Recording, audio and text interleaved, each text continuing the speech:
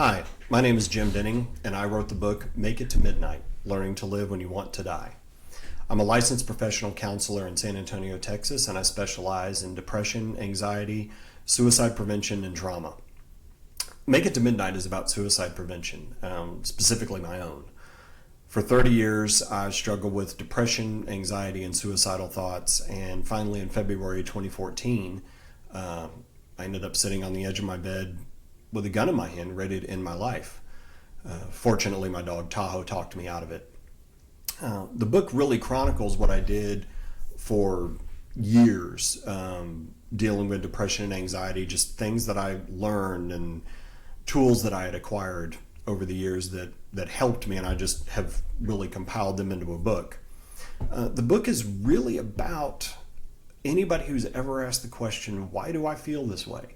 Why can't I get over this? Why am I like this? Why can't I be like everybody else? Why do I struggle so much? Why do I have these thoughts in my head that won't go away and I can't shut up? And I think fortunately I'm able to explain a lot of that.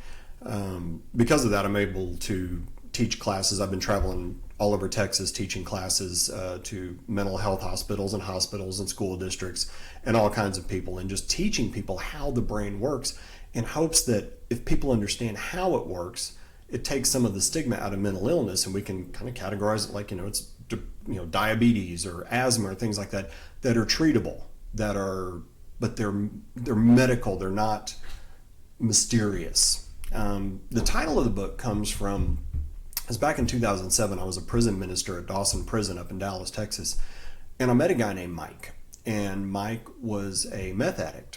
And I asked Mike, I said, what do you plan on doing when you get out of here? And Mike said, I don't know.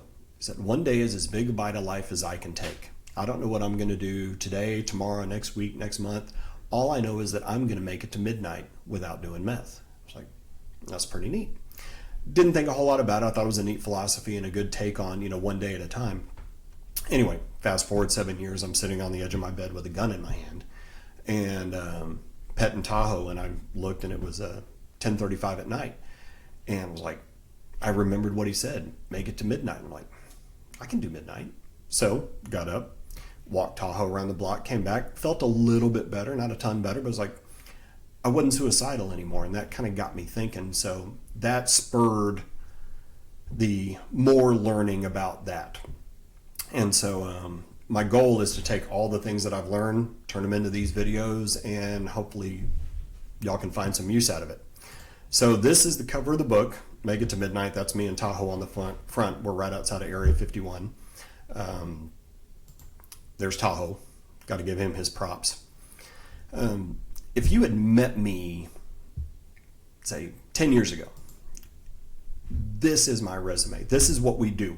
If you met me and we were talking, it was like, yes, I have all these things. I'm a licensed professional counselor. I have a master's degree in counseling and ministry, senior Microsoft consultant and trainer. I was am a member of Mensa. I used to be a prison minister. I used to be a bartender. All the things that, this is my resume. Aren't I wonderful? What I wouldn't tell you is this half of the resume. Major depressive disorder, generalized anxiety disorder, bipolar disorder, ADD, ADHD, benzodiazepine withdrawals, malaise, and suicidal ideation. I wouldn't tell you that because I didn't understand how they worked. I love this quote. It's a guy named Ian Stewart, and he says, if our brains were so simple for us to understand them, we would be so simple that we couldn't. And that's very true. Modern science is great. We know a lot of things, but there's a lot of things that modern science doesn't know. However, there's a lot of things that modern science does know that just doesn't seem to make it to the streets, that doesn't seem to make it to counseling clinics and psychologists, psychiatrists, and I'm trying to change that. The biggest one is people talk about inner demons, that voice in their head and things like that. And I had that. And this is a picture of me and my inner voice sitting, talking to one another, discussing things. And this is Jim and Slick. And Slick was that voice in my head that would say, you don't have to deal with this, man. You can just end it any time. And it was always back there, just real quiet, real cool, never really loud. Well, now Slick and I are friends. I've had conversations with my inner demon, and now my inner demon is my roommate in my head. And we conversate on things, and we have to negotiate on things. And I'll go into more of that in some more of the videos. But just for example, Jim thought that in order to be happy, I had to have, the big house and the nice car and the important job and all of those things. Well, it turns out that having a big house with a big mortgage and a nice car with a big payment was too much for Slick to handle. My anxiety couldn't handle that. Now I have a small house and a reasonable car, very reliable car. I still have a cool job, but that's part of the deal.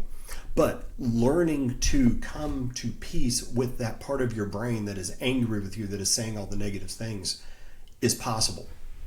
And then once you do, it's like, wow, the whole world is a wonderful place. I love this quote by George Eliot.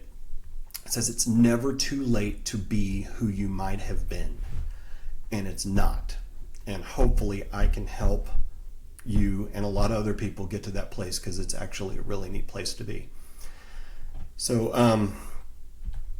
here's the website, makeittomidnight.org. Here's my email address, jim@makeittomidnight.org. If you have any questions, if you need counseling or anything like that, please reach out to me, and I hope we can help each other out in this deal.